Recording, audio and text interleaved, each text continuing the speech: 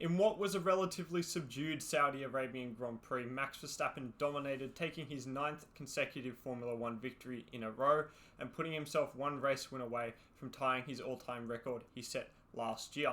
However, we may have just seen a glimpse into the future with young rising talent Ollie Bearman putting together a superb performance on debut, finishing 7th ahead of the likes of Lando Norris and Lewis Hamilton.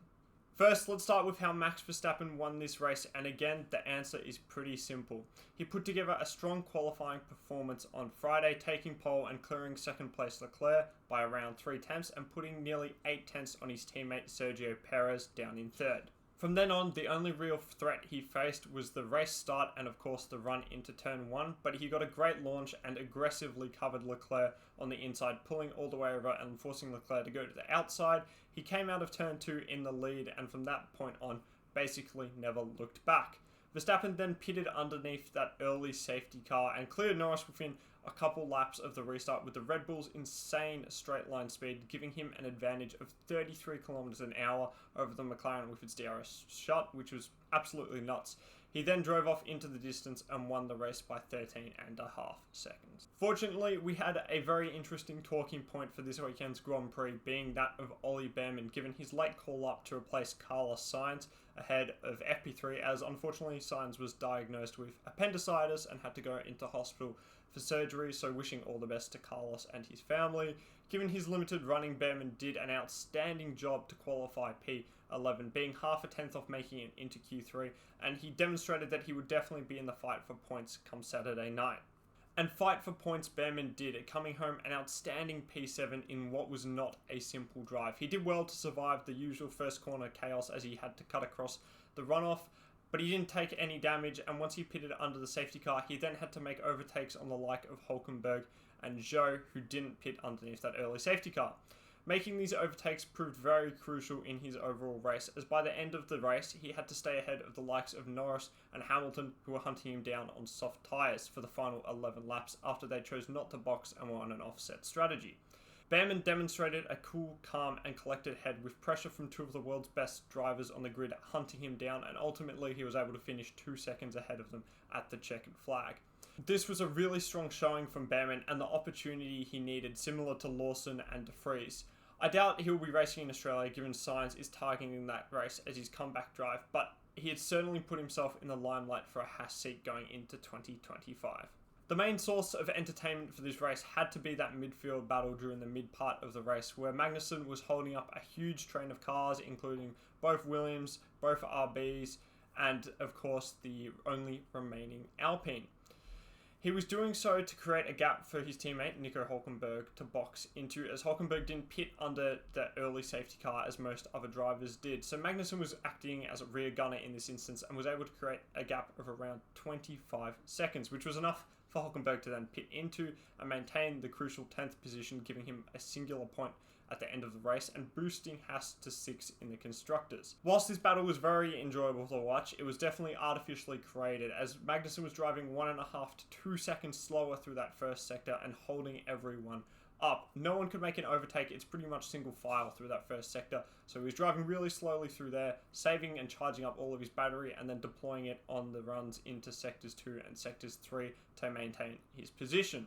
However, once Hülkenberg had then pitted, this group slowly broke apart as Magnussen was able to up his pace, and if you look at the race chart times, it increased significantly, showing that he actually was really deliberately driving slowly on purpose. And of the midfield group, both RB and Stake had absolutely awful races, lacking pace in both cars and finishing last out of those still running at the checkered flag. And you of course have to feel for the Alpine of Gasly, who had to retire on lap 1 after running into a gearbox issue on the formation lap. Moving on to the top finishes now, we of course Verstappen in P1 and Perez in P2, giving Red Bull another 1-2 to start the season. Sergio just didn't have the same pace as Verstappen this weekend, and very similar to Bahrain, he just was a couple tenths off him, but he was able to finish second and was in a position to pick up the paces if Verstappen ran into any trouble or had any issues, and this is what Red Bull wants from him. And of course, he's doing everything he needs to do so far to get that Red Bull seat next year. He's putting himself in the box position, as I mentioned before. He's doing what Red Bull wants him to do. Be P2, not close enough to challenge Verstappen, but be ready to pick up the pieces if Verstappen runs into any issues. Leclerc then rounds off the podium in P3. I think he basically maximised everything from the car this weekend, and he should be looking forward to getting this momentum, carrying it into Melbourne. And yeah, really solid drive from Leclerc. Piastri then finished P4, and it was another strong performance from him, even though he was stuck behind Hamilton for maybe 25 laps during the mid part of the race as Hamilton hadn't boxed yet. The McLaren just looked like it had zero straight line speed in comparison to the Mercedes, which was clearly running a lower downforce rear wing than the McLaren. But even when Piastri was 3/10 coming out of the final corner, he still couldn't make a move stick into turn 1. Compared to the Red Bull, the McLaren had only an overspeed of 7 kilometers an hour when overtaking the Mercedes, whilst the Red Bull had 33 kilometers an hour when overtaking the McLaren. And that's a huge difference. McLaren needs to improve on this aero efficiency going forward if they want to challenge at tracks with any remnant of a long straight. Fernando finished P5 with Russell in P6. Again, I think they both extracted basically everything out of their cars today. They were both quicker than their teammates, and they should be happy with their performances. Bearman was, of course, an excellent P7, and he was followed home by Norris and Hamilton in P8 and P9. I think they got the short end of the stick strategy-wise this weekend, as they gambled not boxing under that first safety car, but that ultimately ended up being the wrong choice. However, this can be attributed to both of these drivers being behind their teammates when the safety car came out, and that was just due to them showing a lack of pace compared to their teammates. Not by a huge amount, but they were both a bit slower than their teammates, meaning they got the worst end of the strategy, as the teammate that is first always gets preferential treatment. Finally, of course, you have Nico Hülkenberg in P10. What a drive from him. What a strategy from Haas, leaving out Magnussen to hold everyone up. Even though he was helped out immensely by his teammate, he still drove a very strong race and capitalised.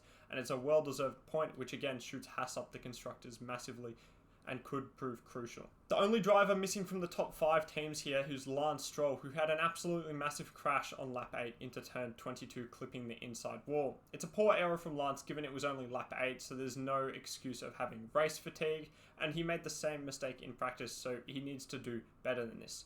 He had a strong drive in Bahrain, so it was really disappointing from my perspective to see him make a rookie mistake like this, given he is no longer a rookie whatsoever. He's very experienced, and hopefully he can bounce back in Melbourne. But this is the time when one of those bottom 5 teams has to step up and capitalise when one of those top 5 team drivers has an issue like they did yesterday. And Haas was able to capitalise the most. They put all of their team effort into getting Hülkenberg that point, and it paid off, and they were able to do it. So these points, when these top 5 drivers fail, which won't be often, could prove incredibly crucial at the end of the year, especially if you're only going to be collecting 10 or 15 points throughout the season.